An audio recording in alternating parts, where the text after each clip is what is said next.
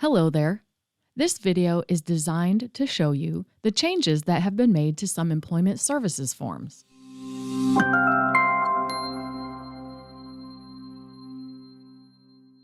These changes are a result of Discovery Work Group Cohort B that started in January 2021 and was made up of providers and VR staff to look at various discovery topics. Some examples of materials distributed from this work group so far include the Scheduling Discovery Meetings Touchpoints document from August 2022 and the Myths of Discovery document from October 2022. All information and materials developed through Discovery Cohort B can be found on the vrs.in.gov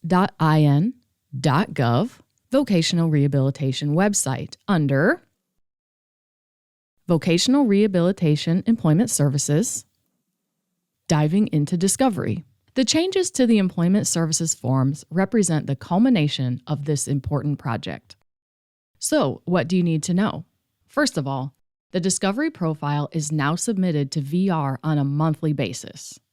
The monthly progress summary has been added to the Discovery profile in Section 1.2.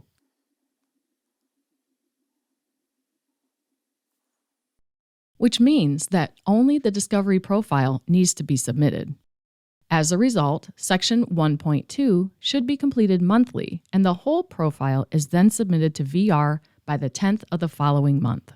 Section 1.1 has activities listed as a general outline of how cases could move through the discovery process, like intake, meet and greet, etc. Note here that there is no longer a work experience option. This is because that service has been renamed to work-based assessment, so as to make it more clear that work-based assessment is still a discovery activity that is assessing a specific work environment. Section 1.2, the monthly review, has a left side where it's indicated which month and year are being reported. This will help counselors to easily identify the most recent month for review. Then, the top boxes are to be filled out to show how many in-person contacts or remote contacts the employment consultant has had with the participant. And the second row is new and asks if there are sufficient hours left to move forward with discovery. And the second box in this row asks if discovery has been completed. If this is indicated as yes, the counselor will reach out to the consultant to schedule an appointment. Contact attempts should be noted in Section 1.2, with a field being added to capture remote versus in-person contacts. Additional changes to the discovery profile include condensing some information and making the language more participant-based. For instance, the verbiage under the Tasks section used to say, list the tasks you observe. Now it says, list the tasks that were demonstrated. This shifts the focus from the employment consultant to the participant, which makes sense since this is their profile. You will find other small changes like that. Lastly, the addendum that was previously submitted as a separate form with additional activities has been added to the end of the discovery profile.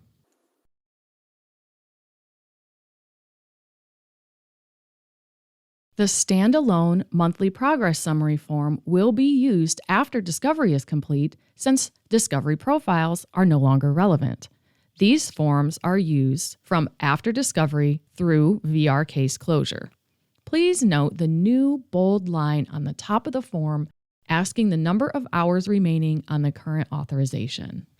This is an opportunity for everyone to be on the same page and is also a reminder for counselors to work with their case coordinators monthly to review cases and open authorizations.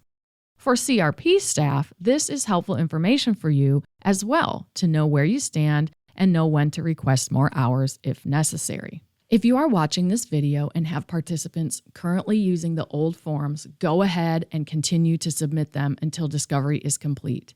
Start the new discovery profile with any new participants and start the new monthly progress summary for anyone who finishes discovery.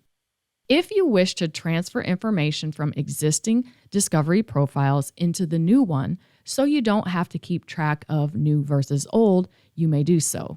You may bill for that documentation time if you wish to take that route.